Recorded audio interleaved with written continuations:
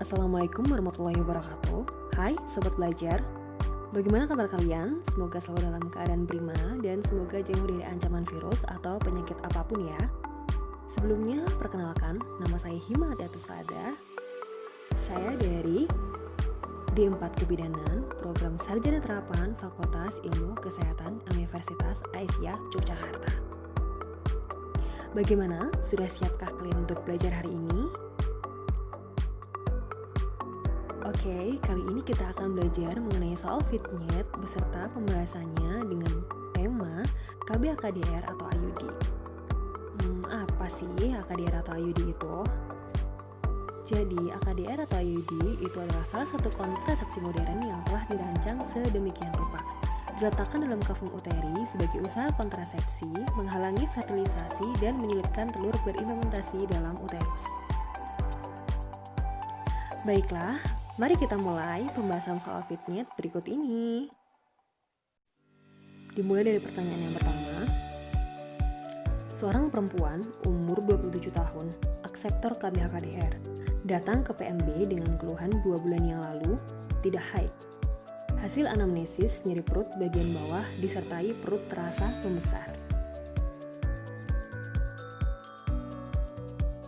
Untuk hasil pemeriksaan, keadaan membaik, tekanan darah 120/80 mmHg, nadi 90 kali per menit, pernafasan 24 kali per menit, suhu 36,7 derajat Celcius, palpasi belum teraba dan hasil spekulu benang AKDR masih terlihat.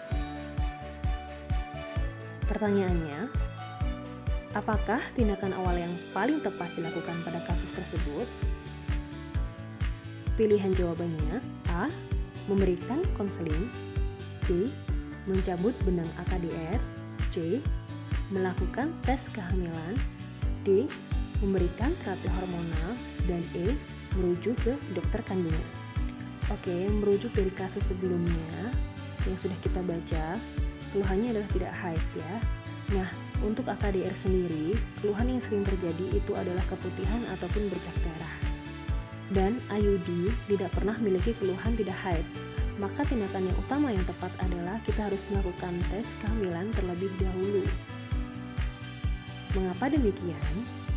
Jadi, penjelasannya adalah pengguna KDR ini keluhan yang paling utama adalah perubahan siklus haid.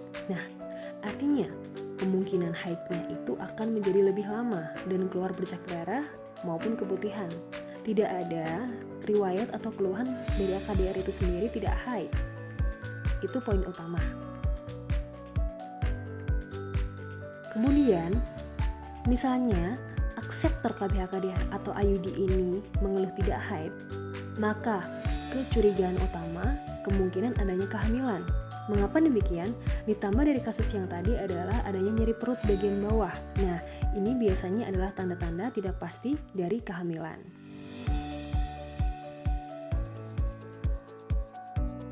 Maka, tindakan awal yang dilakukan adalah tes kehamilan terlebih dahulu untuk mengecek apakah klien tersebut hamil atau tidak. Lantas, mengapa tidak memberikan konseling atau mencabut benang AKDR? Jadi untuk pilihan A memberikan konseling sendiri ini akan kita lakukan setelah kita melakukan tes kehamilan dan klien tersebut dinyatakan hamil atau tidak. Baru kita bisa memberikan konseling sesuai dengan prosedur seperti itu. Jadi bukan merupakan tindakan awal. Untuk mencabut benang AKDR di sini kita tidak melakukan pencabutan AKDR ya. Karena kalau misalkan ternyata klien sudah hamil, kita melakukan pencabutan IUD atau KDR, maka kemungkinan besar atau yang dikhawatirkan adalah terjadinya keguguran. Nah, seperti itu. Jadi, untuk memberikan konseling maupun mencabut benang AKDR, ini bukan merupakan tindakan awal. Jadi, bukan pilihannya ya. Dan juga tidak memberikan terapi hormonal ataupun merujuk ke dokter kandungan. Jadi, untuk memberikan terapi hormonal ini sendiri, ada indikasi tertentu ya, dan itu adalah kewenangan dari dokter, bukan dari bidan. Lantas, untuk merujuk ke dokter kandungan ini sendiri juga tidak dilakukan pada penanganan awal. Untuk merujuk ke dokter kandungan, itu setelah ada hasil dari planotes, kemudian pemeriksaan kehamilan itu sudah keluar, maka bisa merujuk ke dokter kandungan. Jadi bukan ya untuk keduanya. Maka pilihan jawaban yang paling tepat yaitu melakukan tes kehamilan ya. Jadi harus diketahui dulu klien tersebut hamil atau tidak, maka dapat melakukan prosedur berikutnya. Lanjut pada soal nomor 2, seorang perempuan umur 36 tahun datang ke PMB ingin memakai kontrasepsi tetapi tidak mengganggu produksi ASI. Hasil anamnesis mengaku bahwa melahirkan bayi perempuan saat ini umur 6 bulan dan selama ini memberikan ASI eksklusif dan belum pernah haid.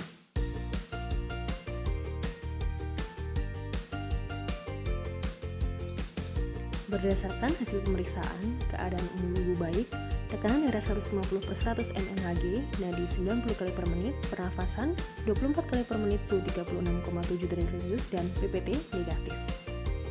Pertanyaannya, apakah metode kontrasepsi yang paling tepat dan sesuai pada kasus tersebut? Pilihan jawabannya A.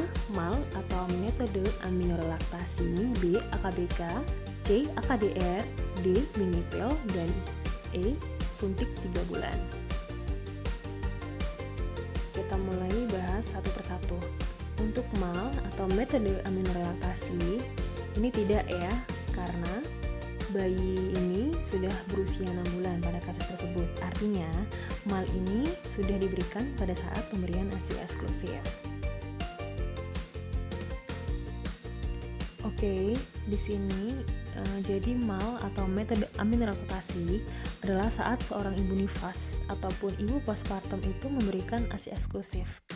Yang artinya ASI eksklusif ini sudah diberikan yang secara alamiah ibu tersebut akan menciptakan kontrasepsi sendiri, yaitu MAL atau yang bisa disebut dengan metode aminorelaktasi. Jadi sudah tidak ya, sudah bukan artinya.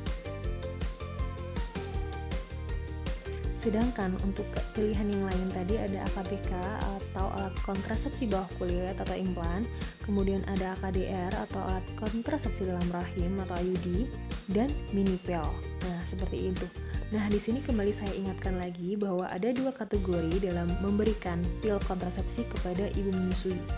Nah, untuk kategori 1 itu adalah di mana kategori yang tidak ada pembatasan. Nah, artinya itu aman diberikan kepada ibu menyusui, yaitu salah satunya ada pil progestin, kemudian injeksi depo, dan AKDR atau alat kontrasepsi dalam rahim yang ini aman diberikan kepada ibu menyusui.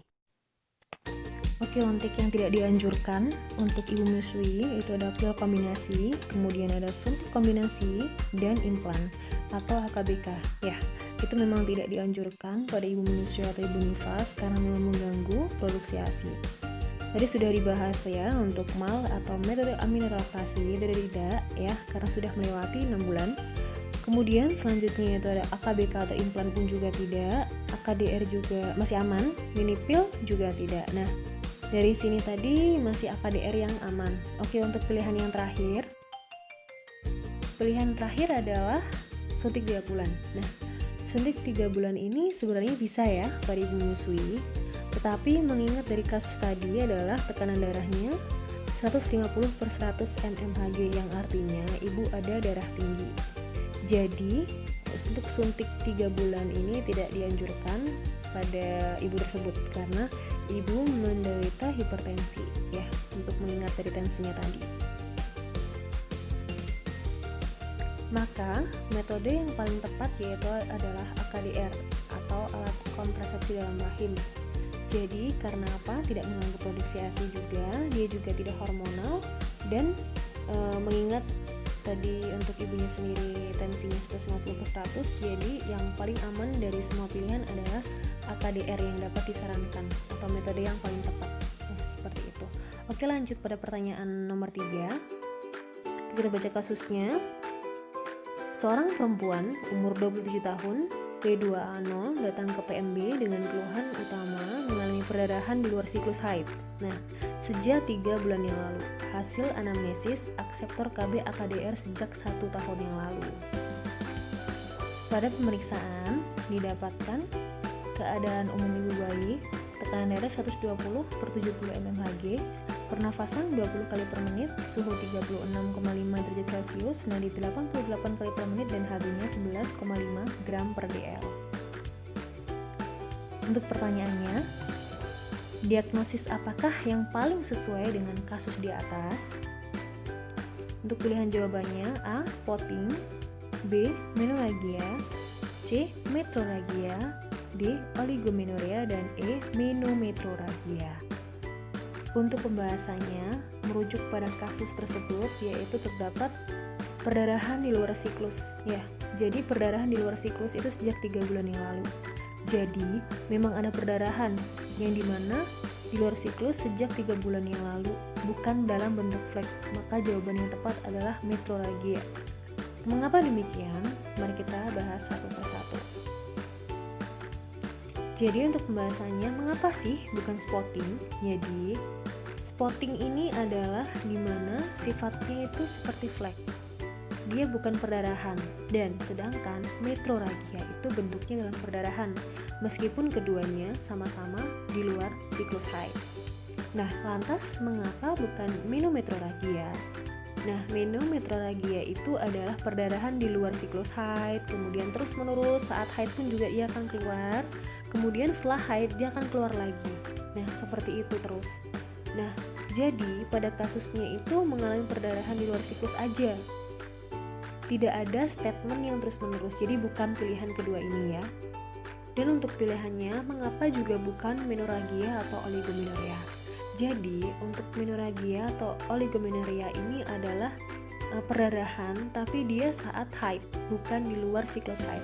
Sedangkan pada kasus tadi merujuk di luar siklus haid sejak 3 bulan yang lalu. Nah, otomatis sebenarnya di awal menorrhagia sama oligomenorrhea ini bukan jawaban ya.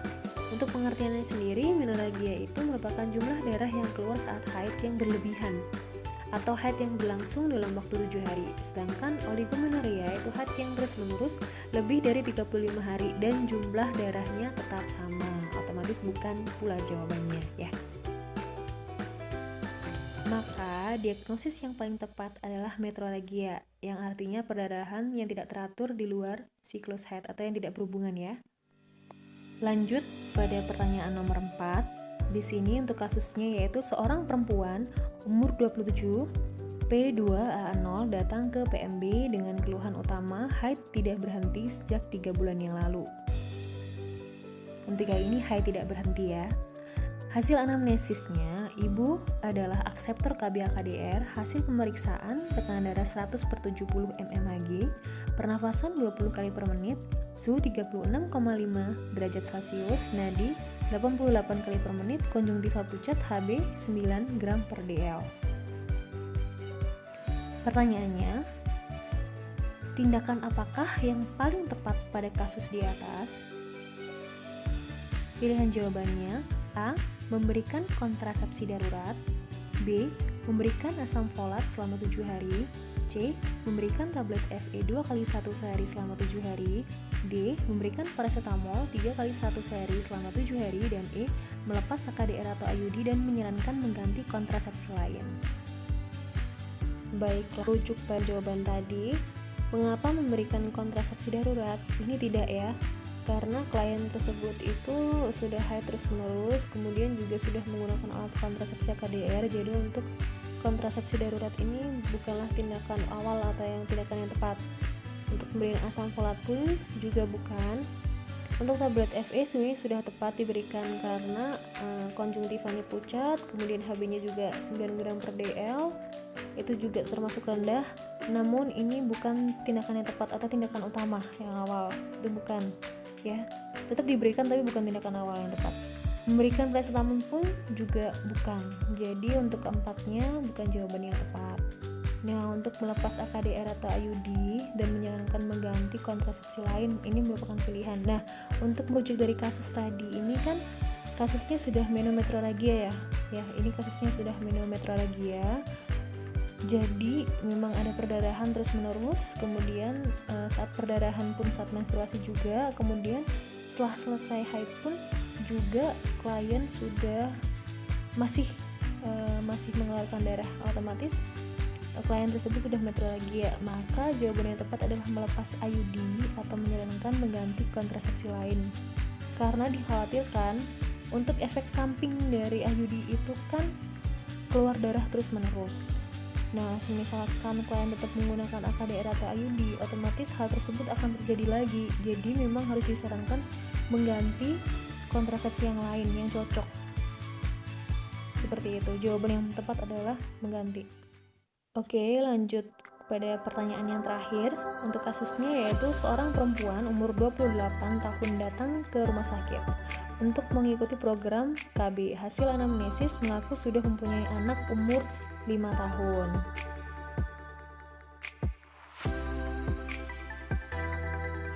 Untuk hasil pemeriksaan fisiknya sendiri, keadaan umum baik, tekanan darah 110/80 mmHg, pernafasan 22 kali per menit, suhu 37 kali per menit, nadi 84 kali per menit.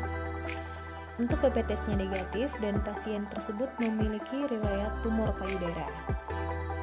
Pertanyaannya, apakah alat kontrasepsi yang paling sesuai untuk pasien tersebut? Pilihannya yaitu A. Pil, kemudian B. MOW atau metode operatif wanita, C. AKDR atau alat kontrasepsi dalam rahim, D. AKBK atau alat kontrasepsi bawah kulit, dan yang E terakhir, suntik.